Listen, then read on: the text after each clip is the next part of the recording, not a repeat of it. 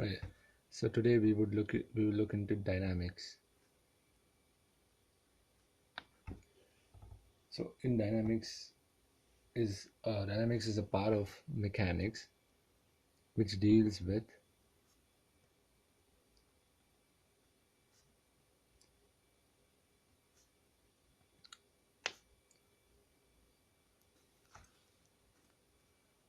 the analysis of body in motion.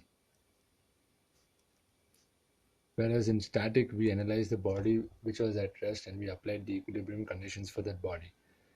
In dynamics we analyze the motion of a body and then we find out what is the cause, or we find out the displacement, the distance it travels, the velocity, and how much time does it take to cover a particular distance.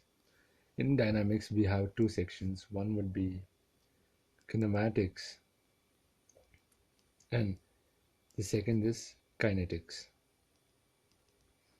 Kinematics is used to relate the displacement of a body, the velocity, the acceleration, or the time it takes to cover a particular distance. And but for all these things, we do not consider the cause of motion.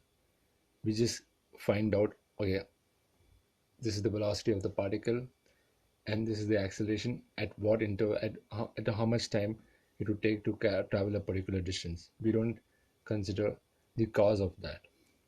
Whereas in kinetics, we we look into the cause and we see what are the forces that are required to produce this given motion. We predict the motion and we also look into what forces were responsible for this motion to occur.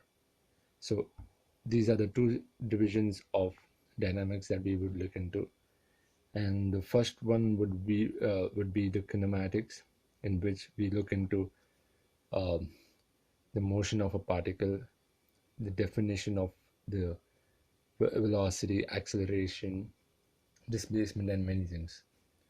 So the first thing in we would look into is rectilinear motion of a particle.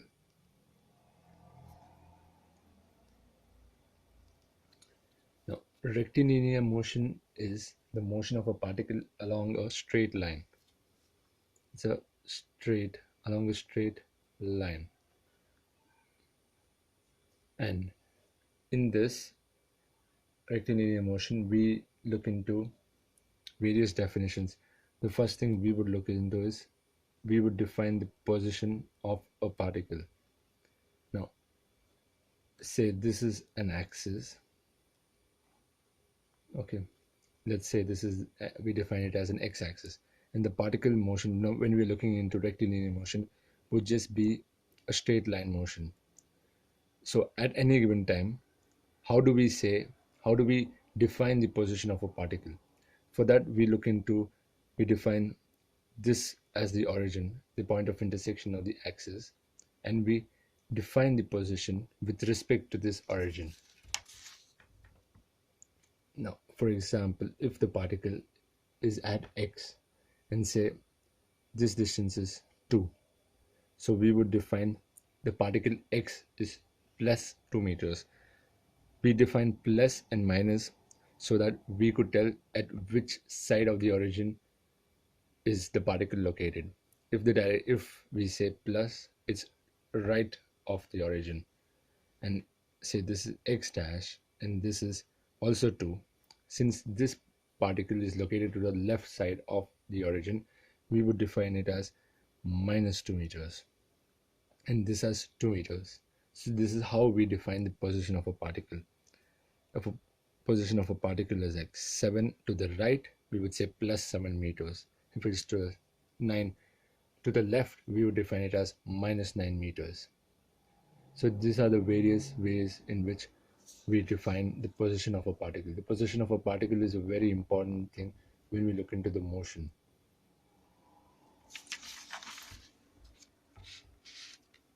The second thing we would look into is the velocity of a particle. The velocity of a particle is defined, sorry, the average velocity. This is average velocity is defined as delta x by delta t, where delta x is nothing but the displacement of the particle.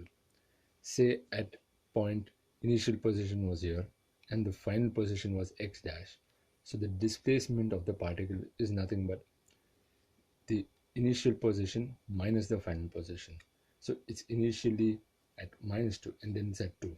So the total displacement would occur would be 4, and say it traveled at a given time t. So the average velocity this particle has would be the total displacement it occurred and divided by the total time it took. That would give us the average velocity over the entire interval. If we want to find the velocity of a particle at say a particular instant, say time t equal to 10 seconds, at just that time we would look in, if we want to look into the velocity, we would define something called as the instantaneous velocity.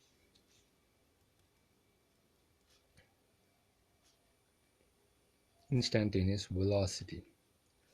Instantaneous velocity is defined when we take the limit as t tends to 0. When the interval gets shorter and shorter, we can calculate the velocity at that particular instant. Because say we have a long interval of say 30 seconds, 30 minutes of the entire interval. We take the time interval to be very small, so that would give us a value as of the instantaneous velocity of the particle at that time as t approaches 0.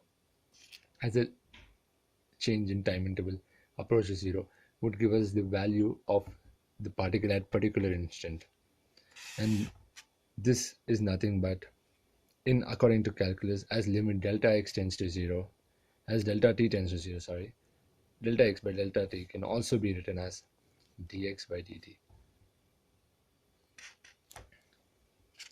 So this would be the instantaneous velocity v instantaneous, and the average velocity is delta x by delta t.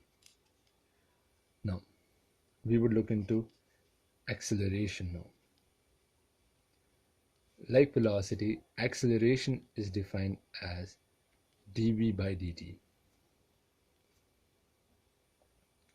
that which is the same thing. Like if we look into the